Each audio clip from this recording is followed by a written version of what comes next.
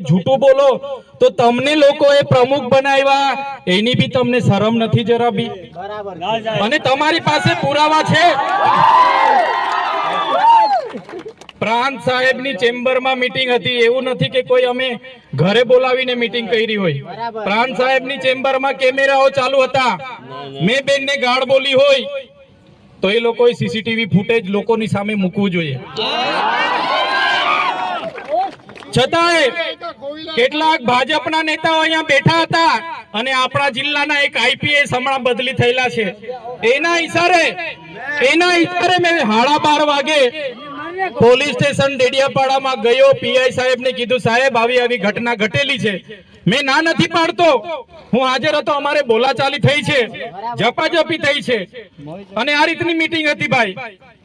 तो आ मारी अरजी मैं अरजी आपी, एक धारासभ्य तमारो विपक्षनो छुं एटले मैं अरजी आपी छतांय आ लोकोए मारी अरजी ग्राह्य नहीं राखी अने सामेना व्यक्ति साथे एमना नेताओ अने आईपीएस अधिकारीए बेहीने एक आखुं चोकठुं गोठवी नाख्युं। मने 2 वागे एरेस्ट करी लेवामां आव्यो। धारासभ्यने आ लोकशाही देश में दबावा माटे 2 वागे एरेस्ट करवामां आव्यो अने एफआईआर सांजे 7 वागे करवामां आवी। आ मारी साथे अन्याय थयो छे। तमे जोई लो आ लोकोने क्यारे नथी पचतुं केम के मनरेगानुं कौभांड मैं उजागर कर्युं हतुं, प्रेस कॉन्फरन्स करी थी अने भरूचमां तपास चाली, केस थयो। नर्मदामां ज्यारे आ मनरेगानुं कौभांड जे दिवसे बहार आवशे ए दिवसे आ नर्मदाना मोटा नेताओना पण नाम आववाना छे। એટલા માટે આ ખોટી એફઆઈઆર કરવામાં આવી। અમારા લોકોના કરોડોના આયોજનો હમણાં ચાલતા હતા, એમાં બારોબાર એનજીઓ એજન્સીઓ અને અધિકારીઓ સાથે મળીને આ નેતાઓ બારોબાર વાપરી ખાવા માટે આને કઈ રીતના બહાર મોકલી દેવાય। આ ઉઠી બેઠા પોલીસ સામે લડે, કેવડિયા માટે લડે, આ જીઆઈડીસી જીએમડીસી માટે વાલિયાવાળા લોકો માટે લડે, સરકારમાં વિદ્યાર્થીઓની શિષ્યવૃત્તિ માટે લડે, मनरेगा माटे लड़े, रोजगारी माटे लड़े एटले आने सबक शिखावी छे। एवो आपणा जिल्लाना थोड़ा नेताओ अने आ जिल्लानो आईपीएस हतो ए व्यक्तिए मारी पर एफआईआर करावी दीधी। रातों रात मने धरपकड़ थई धारासभ्यनी, मने सेंट्रल जेल वडोदरामां नाखी देवामां आव्यो। ए रीते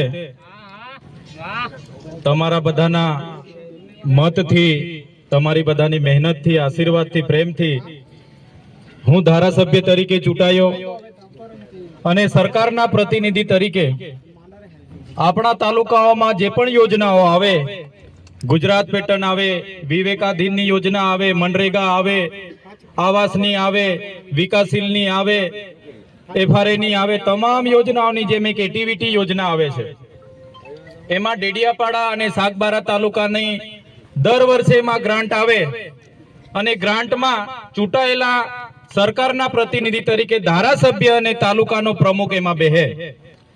आ वर्षे ज्यारे मारा पर प्रांत साहेबनो लेटर आव्यो, एमणे कीधुं 5 तारीखे 12 वागे तमारे मीटिंग में हाजरी आपवानी छे। आ प्रकारनुं आपणे एटीवीटीनुं दर वर्षनी जेम आयोजन करवानुं छे।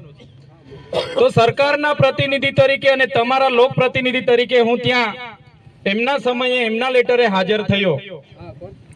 हाजर थयो एटले 3 अजाण्या लोको बेठा के जेओ क्यारे चूंटायेला नथी, बजारमां कोन्ट्राक्टनुं काम करे छे, वेपारनुं काम करे छे। एक एवो माणस हतो एटले मैं पूछ्युं भाई आ भाई का हामा आव्या छे?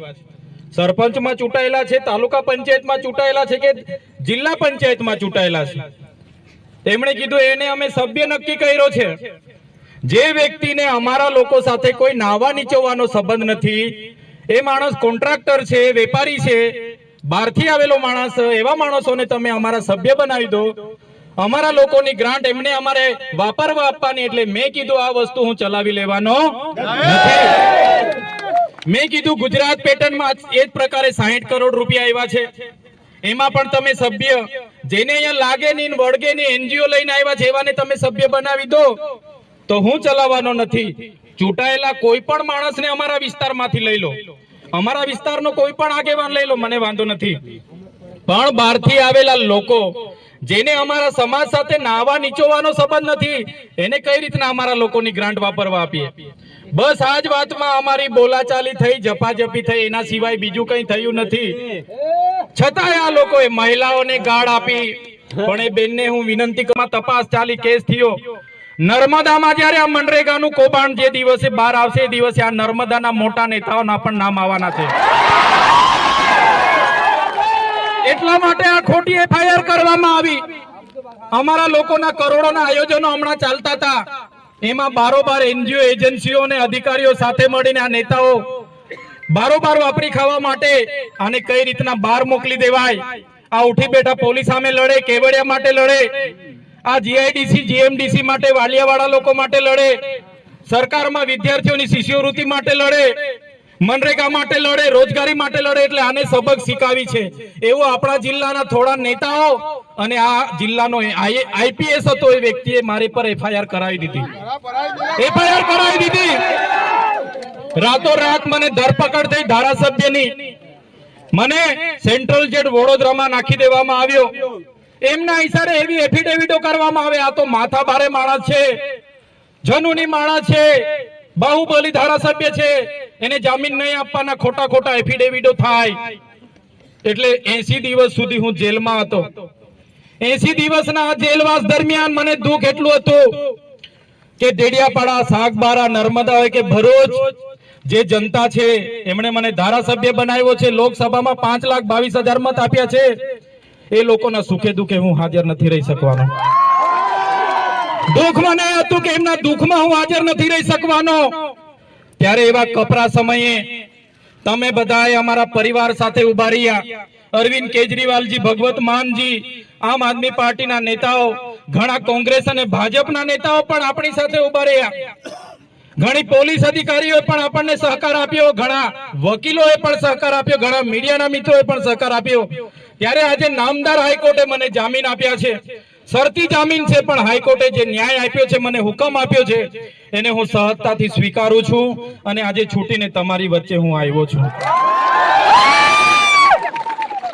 તો સાથીઓ, શરતી જામીન છે એટલે મને મારા મત વિસ્તારમાં ડેડિયાપાડા આવવાની પરવાનગી નથી. 1 વર્ષ સુધી હું ત્યાં નથી આવી શકવાનો. છતાં